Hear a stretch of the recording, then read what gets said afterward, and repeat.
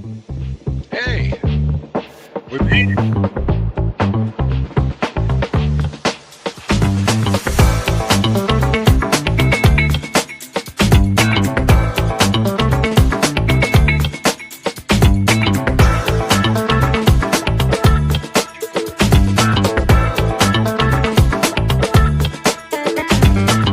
Welcome to Stirring the Pot with Lou Marconi and Johnny Cleveland. Part of the Fanatical L's Network, Fans First. Join us now. Hey, now. That would be now. That'd be Lou, now. how you doing? I'm good, man. I'm good. I'm just staying awake. Maybe I should have grabbed some caffeine before the show, but then I'd be up all night. So Now, see, everything's muffled. I have this hat on. I love my hat. But now I have my phones over my hat. So Do I- now, do I sound like Charlie? What was that? What? I sound like Charlie Brown's teacher. That's what. Monday night Stirring the Pot with Lou Marconi and Johnny Cleveland. Thank you for being here, part of Fans First Sports, the Fanatical L's Network. Thank you to the Hemisphere Coffee Roasters for sponsoring us. Great coffee. Absolutely. Find the link on the front of our Twitter page or X page or whatever you want to call it.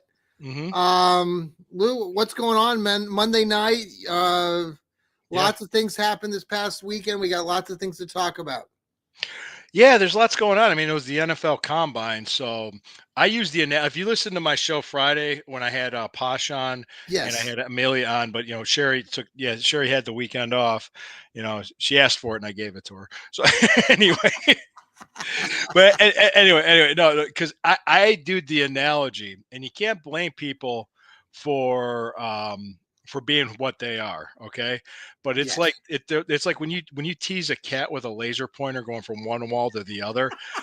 The sports media, when they see a story, they just like run to it, and then they run to the other one. And I'm just sitting back and watching, going, guys, this, Well, we describe it. I know Steve Gill likes to talk about the silly season. This is the silly season. Oh, Steve, who does the Dog Pound South who are the two podcast. guys that got into a shouting match in Starbucks over a ski story in Montana with Tom Brady and Matt Stafford? It's like, and I was watching the prequel to Yellowstone over the weekend. It was on 1923. Yes, one guy skiing.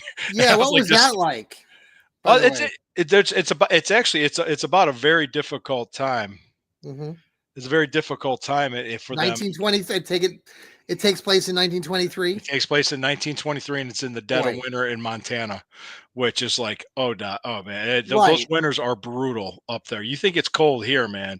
You go to Montana or the Dakotas. We've had a few nice days of sunny skies here in Ohio, and I don't know what it's like up there where you're at. I'm in Columbus. It's been a rough winter, but I'm in the snow belt where I'm at. You still have snow on the ground up there? Yes. Do you really? Mm-hmm. Not a lot though, but a lot of it melted. Okay. Wow. Well, it's supposed to warm up. We're supposed to rain here, and then some thunderstorms and all that fun stuff. It's supposed to warm. It's coming, and spring is coming, guys. Before you know it, we're going to be doing the NFL draft. It's going to be nice and warm outside. We're going to be sitting here and complaining. Yes. So the NFL draft is coming up, and they had the NFL Combine in Indianapolis for the last 4 days. Shout out to Kevin Smith, who works for Fans First Sports, works with the Pittsburgh Squealer Group over there. Kevin's great. He got to interview Kevin Stefanski earlier this summer and made the drive over. He lives in New Jersey. He's a high school football coach. Great guy. Made his way over to the Combine and got to be part of a lot of those interviews. I think, Lou, you and I need to really look at that for next year. I think we should make a trip here with the Fanatical L's Network and do some interviewing. I think that would be fantastic. I think we need to put that on our calendar. Yeah. Well, that'd be nice. That'd be nice to see. And maybe we could give it a shot. Why not? I think we should reach out to all of our other fellow colleagues, from Sherry, the Breezy Browns Talk, to Rod, to Steve, and see who all wants to get on that road trip bus.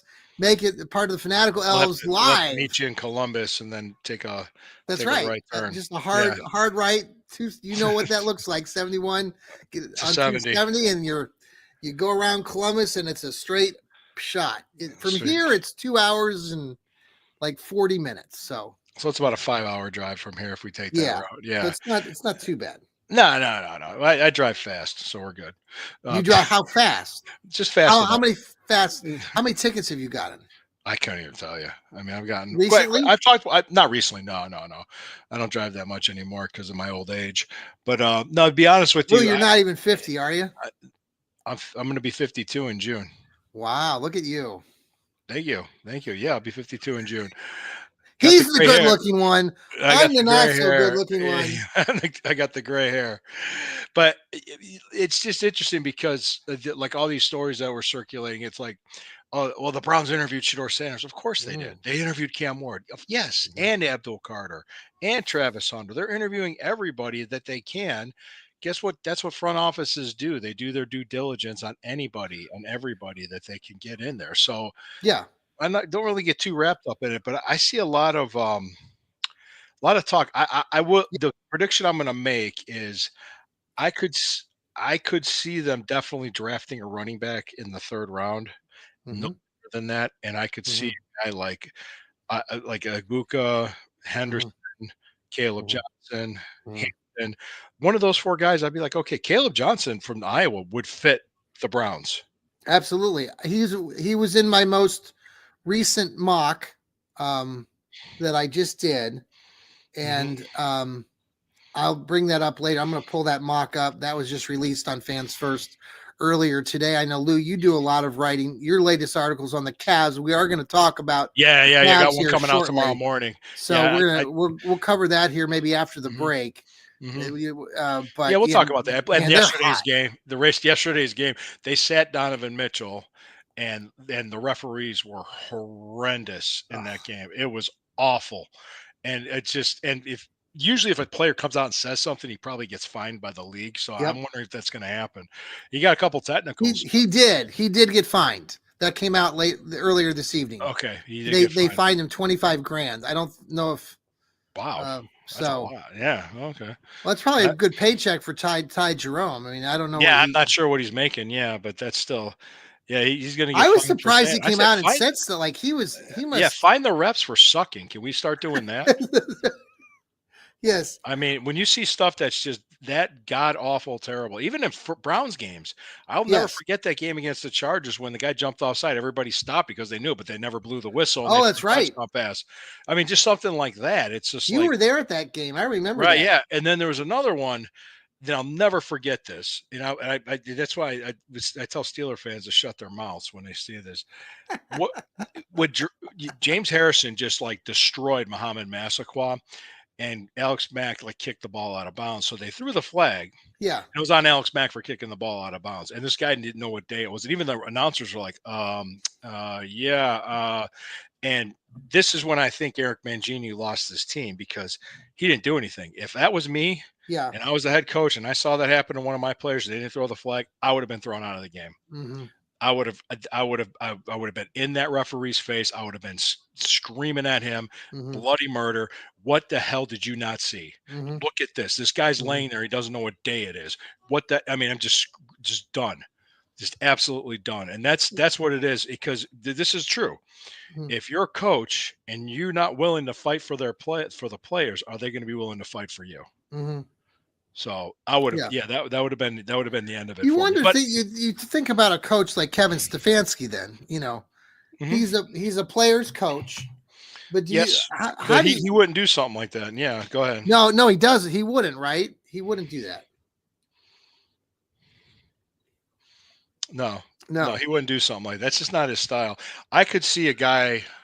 What kind of coach? Cowher would. I could see Cowher doing Yeah. something like that. A By the Mike way, Jimmy Vrabel. Johnson. Did you see what happened to Jimmy Johnson today? He retired Oh, he retired. from Fox Sports. Yeah. Okay, didn't So Terry Bradshaw retire as well? did he? I think so. I think so. Oh, okay. I'm Well, pretty Jimmy sure. Johnson, great coach, used to coach the Cowboys. Dolphins too. He coached the And Dolphins. so there are some changes.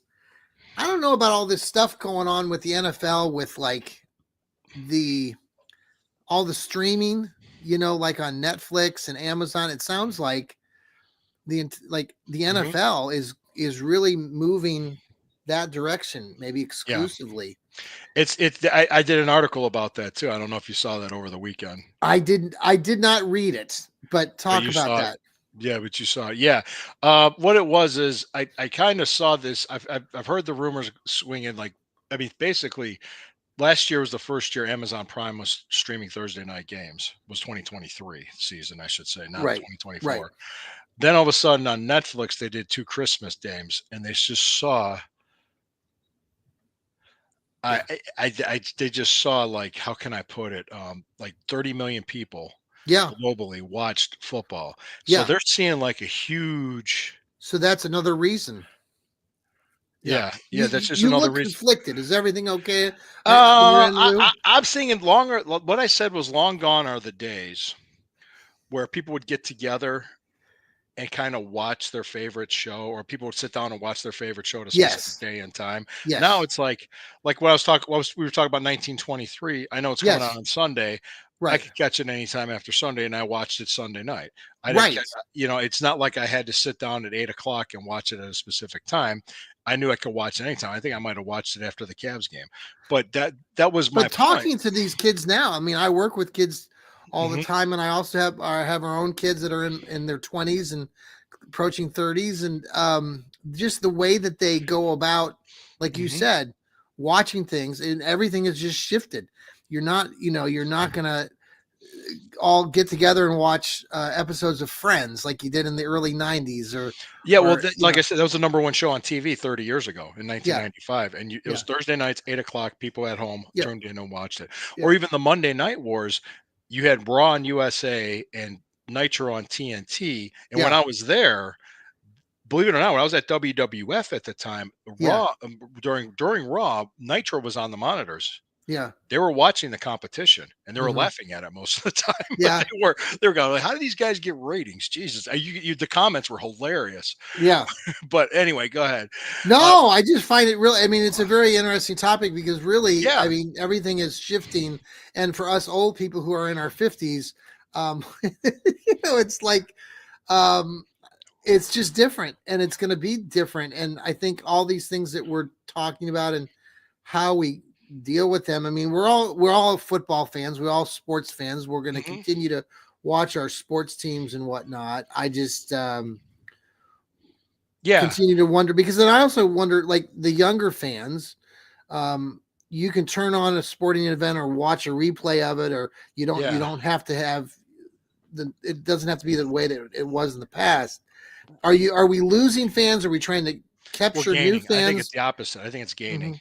I think Yeah, their audience is broadening. Now, keep in mind this too: people would keep their cable for live TV, news, weather, and live sports. Live sports, sure. news, and weather. Those are the three reasons why people have kept their Hmm. cable. If the NFL is which the NFL is starting to do, which are the other leagues going to start doing, the NBA, Major League Baseball, Hmm. NHL, whatever, and it's all going to be streamed. Hmm. Well, Cleveland, the Guardians are going exclusively now to their own TV Is that? stream Oh, it or is. stream. Yeah, so you have to pay. It's $99 for the season, so it's not going to be on Bally Sports or it's just there. It's the Cleveland Or Guardians it's a FanDuel Sports Network now. fan. Yeah. Yeah, so I know I enjoy watching the Cavs, and I'm paying $20 for the app on my phone, Is that the and FanDuel? Is that I the FanDuel yeah, app? and Mhm. then I just able to take my phone and link it's linked to my smart TVs in the house. So I just Mhm. click on the link and it pops it onto the big screen and it's watching Yeah. TV, Or you could have your earbuds in. You could be wherever you're at, and you Mhm. can have the game on. Yes. Wherever you might be, whether it's Yeah. at the store or just don't do Yep. it while you're driving. But but no, it was like I remember like back in the days, like you had your earbuds in and you had the radio on so you could listen to it. But now you can carry it around and watch it on your device. It's Right. a totally different But way you of kind of doing it. miss it's funny because we all these things are so instantaneous, but it took I mean, Lou, you know this. It was a chore. I mean, you had to think and you had to put together a plan to do all these things that you're talking about, like, listening to the game on the little handheld radio and having the earbuds or just all the things that we Hmm. did. Hmm.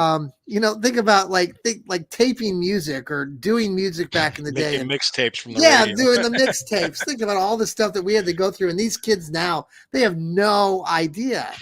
You walk around and Pick you up see and kids dial the and phone. yeah, they're just everyone. and I'm at schools, and you can see kids who are. I mean, it's lunch, and that interaction that like when you and I were kids, and we were in middle school or high school, all those interactions, we didn't have phones. You were in a lunch area. I don't what your school was like, but everybody was talking, chatting, or doing whatever, but you didn't have the phones. Now you see all these kids, and it's like they're 80% of them have their face down into the phone during their lunch. And so the interactions between the kids, there's still a lot of interaction, but you can see how it's just shifted. So Yeah, there's interaction, but it's not done face to face and sitting down, making eye contact. And yeah, I know it's scary. Like put the but phones it's also cool too, on one hand, because I work with a lot of different kids in different situations, and like I have situations too where kids we still try to get kids to work with other kids, for example, who are, for example, mentoring and things like that. So it's still good to see, and you can still see that those connections are needed. So okay, we're gonna get off our soapbox about. Yeah, we went from we can talk. You want to take a quick break, and then let's go take. Yep. Then we'll talk Myles Garrett trade, Nick Chubb, the stuff, and then we'll talk Cavs. Okay, we'll be right back.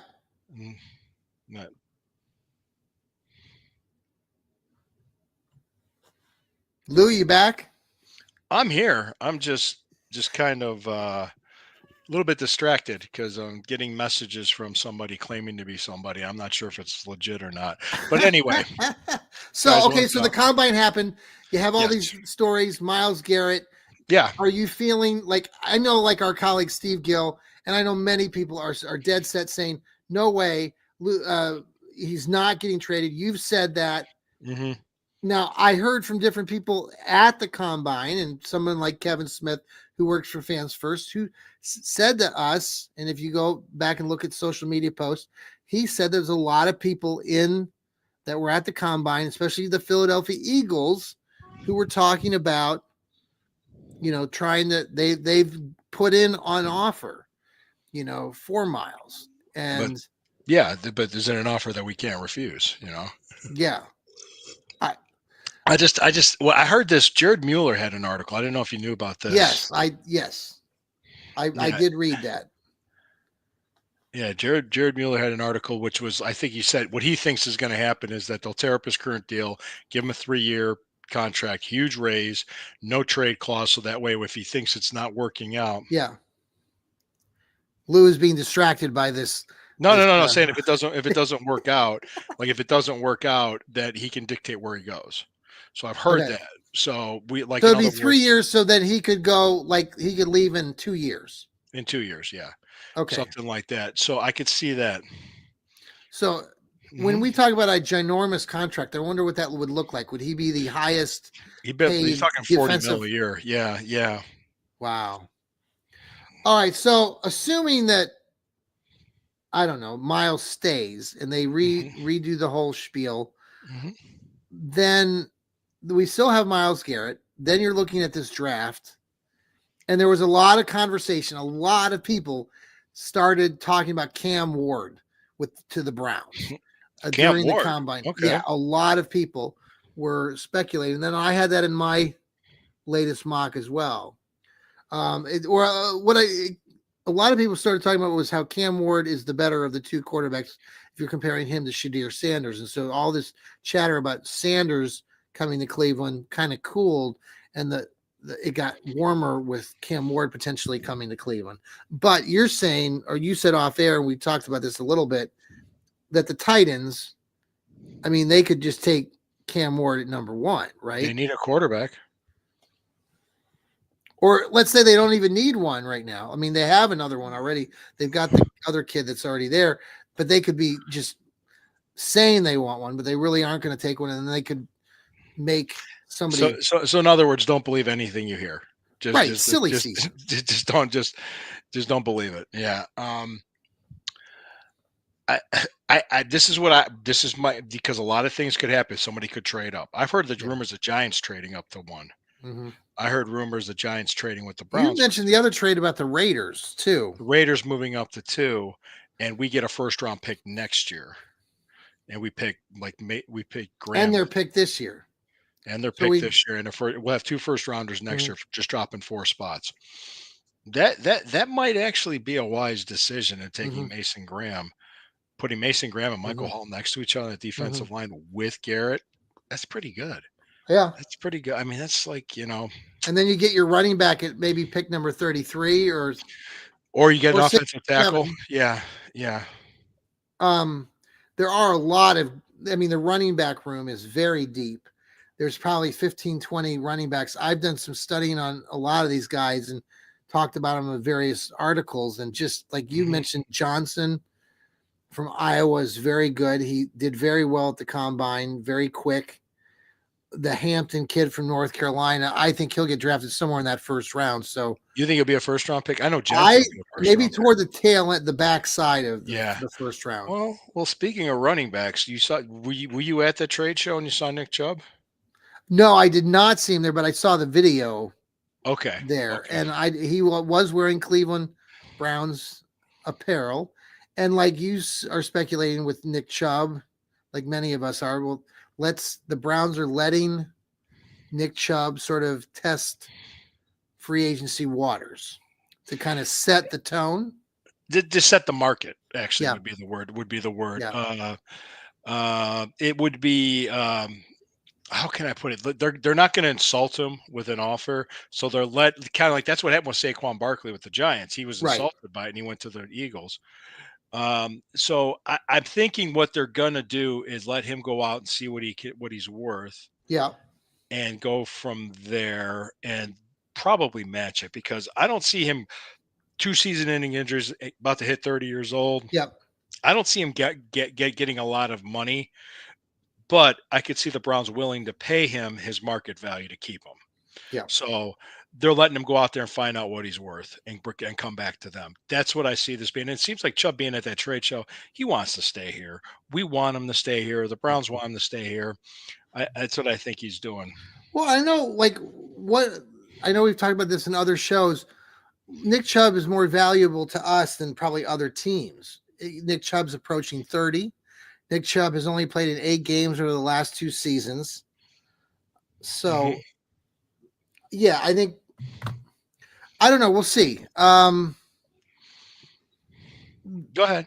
No, I'm just thinking about it, thinking for the right word. I was very pissed off earlier in the week or last week on my Johnny Cleveland show. Just talked about initially, I was upset with when it came out. Just it was more of a reaction because that's what I do, and Me too. I was bothered by the fact that they could have. I thought they could have wrapped things up, but like you're saying, and I think it's true that let him go out, see what kind of value he can get, and they'll Let the Browns. match it, Hmm. and we'll go from there. Yeah, that's what I Um, think. And I still think they're going to draft a running back. They're going to draft a quarterback. yep. And I think they're going to, if you ask me, I think they're probably definitely draft a tackle.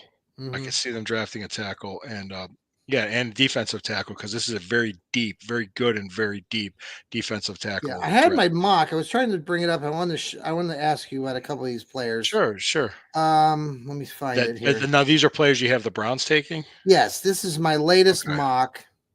If I can, okay. So this came out earlier today on Fans First, but I mentioned Cam Ward.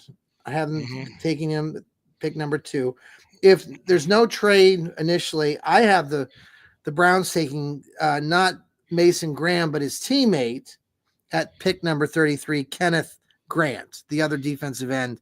Not as popular, but a very good player, has a huge upside, played on that line with Mason Graham. Just a really good player.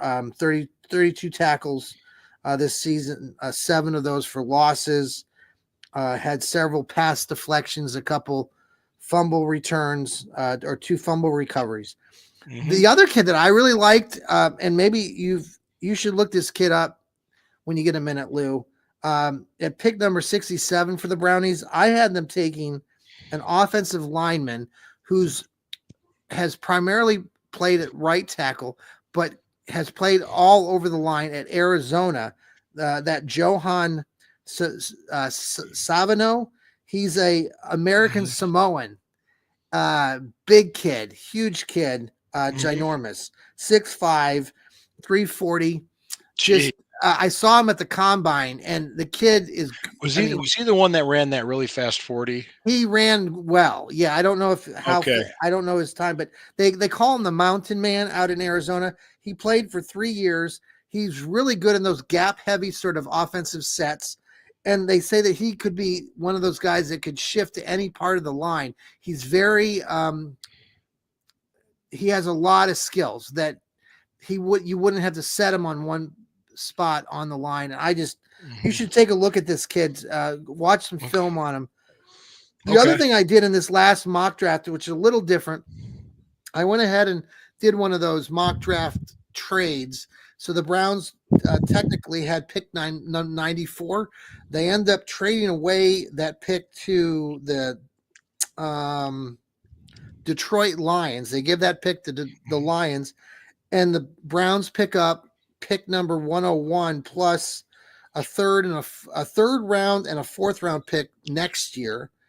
And in turn, the Browns get this kid named Dylan Sampson. Have you heard of Mhm. Sampson from Yeah. Tennessee, the running back? Mhm. Mhm. I say this because of the Haslams being from Tennessee, and he's a good running back. He had a good year. Go watch some film on. He's not he had some game breaking, skills. Yeah. He had a few touches. He set the record. He had 22 touchdowns Mhm. at um, at Tennessee, which was actually a single season record for Tennessee. Check it Which out. Look at that. We who's got a this one? comment. Real Oh, Emily okay, Campagno. Yeah. Yeah. Thank you, Emily. Thank you. Got you there. All right. okay, Lou. Um. I got fans. What Anyway, do you want me I to know do? you got fans. I don't have any fans. Damn it! Must be this hat. Must be the hat. Oh yeah, look at that. All She right. commented again. Thanks. Thanks for the hearts. I love it. um. Yeah. No. Anyway, so those are a couple guys that I had in my latest mock. I don't know. Cool. We'll see where Yeah. it all Yeah. all leads.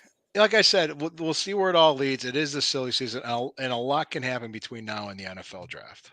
All right. Let's talk Cavs. Yes.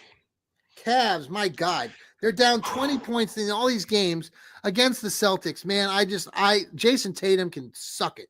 That guy just pisses the frick out of me.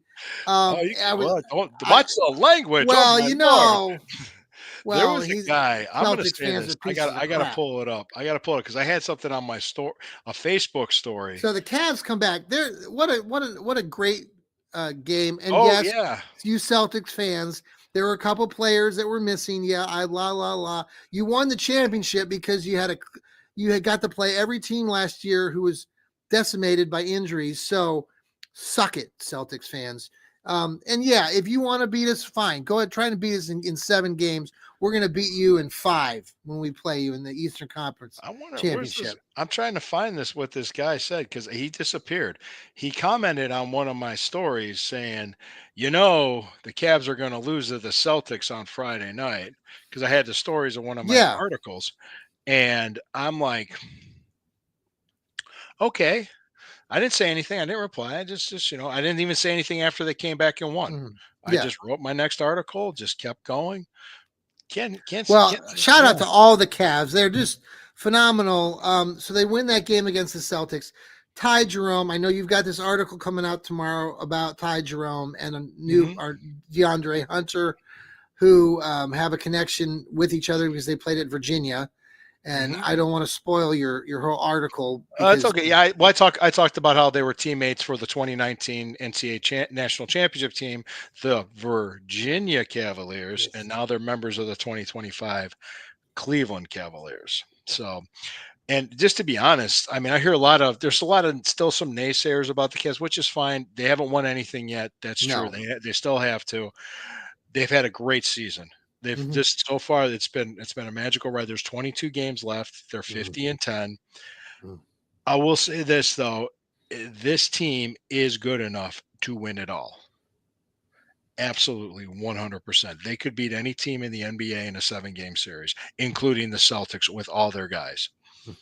Well, and I think to add to that, and there's always a team that you have to kind of go through.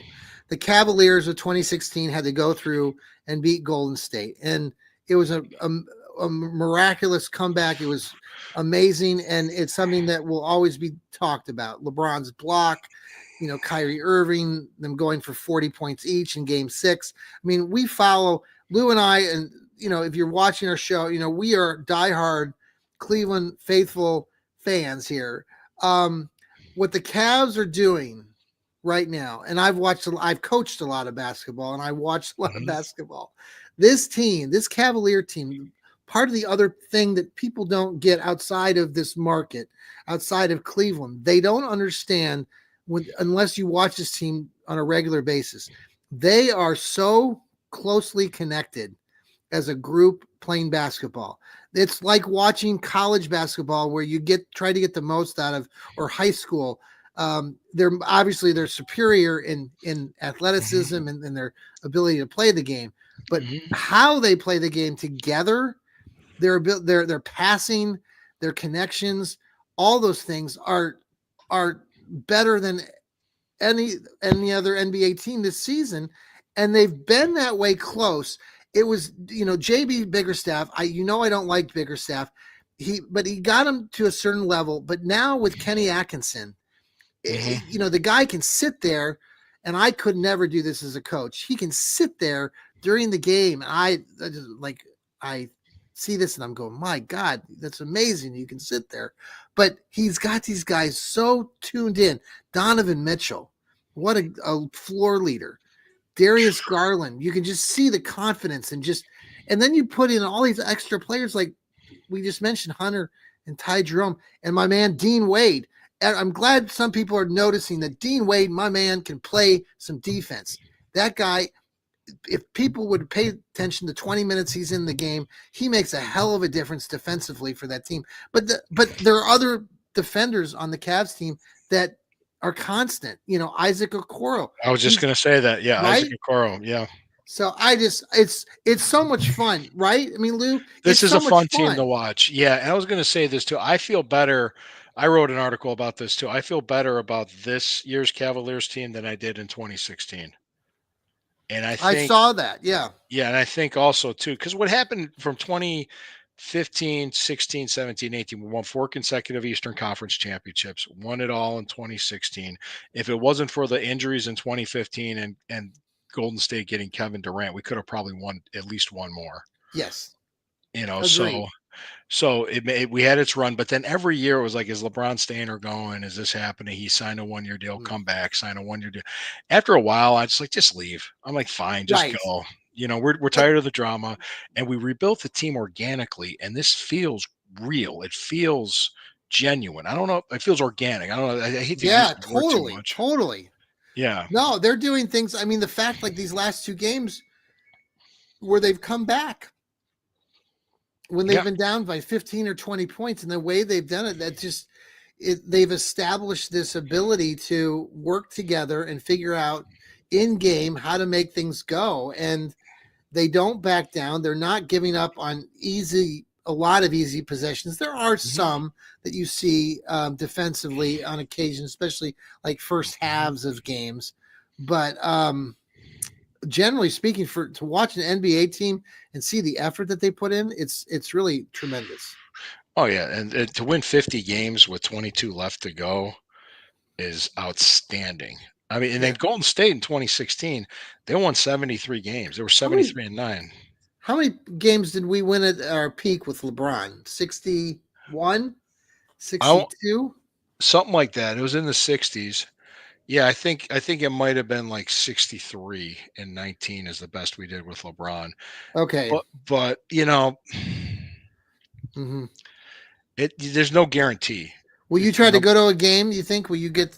I'm gonna go to a game. I am. Yeah. When are you going? I'm going March 16th, Sunday. Okay. My daughters and I, because they have a thing going on with their Girl Scout troops, to go to the game. So my wife and my daughters, we're going to the game as a family. I went to a game last year against the Miami Heat too. That was that was right before Thanksgiving. I remember that. Yeah. I was looking at their schedule tonight just to see, and their final home game is April 13th. It's a home game, I think, against the Pacers. and Mhm. I was just looking at that, just to get. But I don't want to sit in the upper deck, but I don't like sitting in upper parts of the arenas I anymore. think we're going to be in Loudville. That's all I know. I think Okay, yeah, that's what they said. I saw. Let me yeah, just take a let me just look at something here. I just want to just take a quick look at the standings. Now, that game they rested Donovan Mitchell yesterday, and they yes. still won in overtime, Hmm. and they overcame like horrible officiating. Oh, And I hate to say that, but when it's that bad, it's that bad. All right, let's look at playoffs. If the they play, well, it depends on who wins the play-in, but let's just go by seeding. so we start like probably April 20th or April 21st, maybe. Yeah, if the Or, play if the season ended today, it would be we'd be playing Orlando by the in way, the while first you're doing round. that, I do want to give let people know I'm going to be covering the MAC tournament, Okay, um, and I'll be up there on for the championship game on the women's side of basketball, March 14th. They have the right. championship game that morning at 11, and I got credentialed through Northeast Ohio Sports Insiders. Excited to be representing them, and have reached out to several Good of job. the coaches there in the MAC, and I have a connection with Buffalo. Going back, my daughter used to play hoops for them, and so I'm going to be talking to Buffalo and then Toledo. Talk to Toledo. They're going to reach out later this week, so I'm hoping to Would talk to would the Toledo coach. if we go to the combine next year, Yes, would we have our own booth? dude. I don't know. We got to work on that. We got to go talk to Jeff and Yeah, those guys over, Kevin and stuff from the see what they're going to do. I'd love to. We have to figure that out. That would yeah, be. and we could have people from different markets talking to each other. Wouldn't that be I mean, cool? that would be cool. I mean, I like doing shows in other Yeah. teams' markets because I like to hear what they have to say, and I'd like to hear kind of like what their perspective Yeah. on things are. And it's kind of funny because the Dallas guy hated Mike Martz, and he's Yeah. gone now. And that was Michael Davis, great dude, great Yes. guy. Had him Yes. on my show too.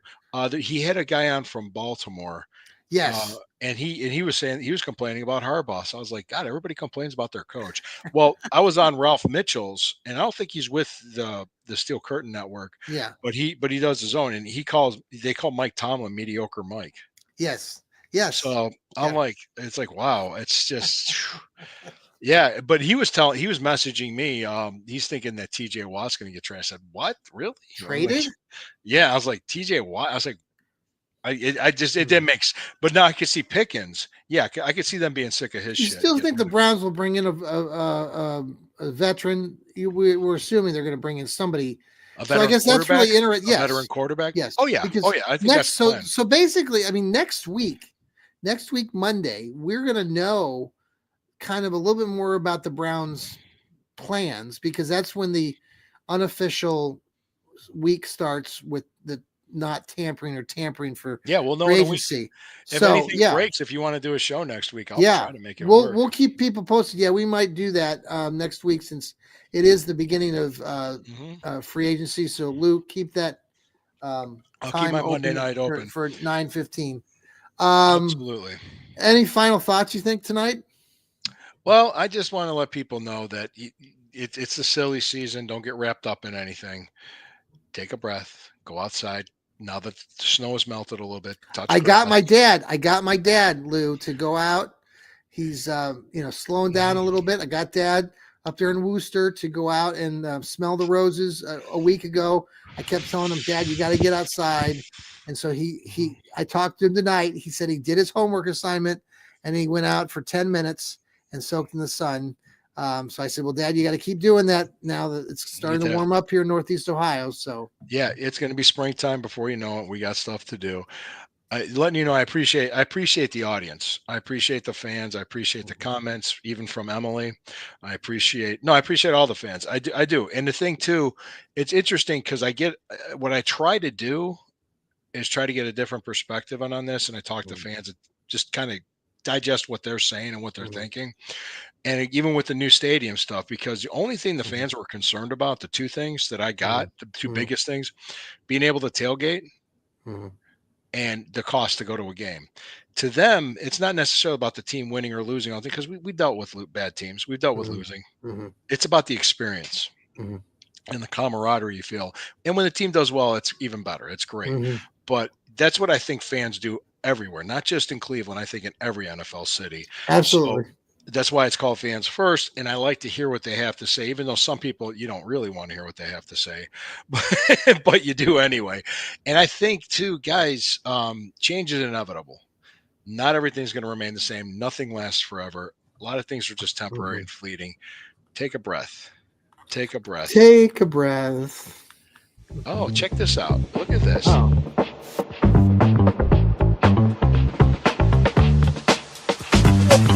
Hey.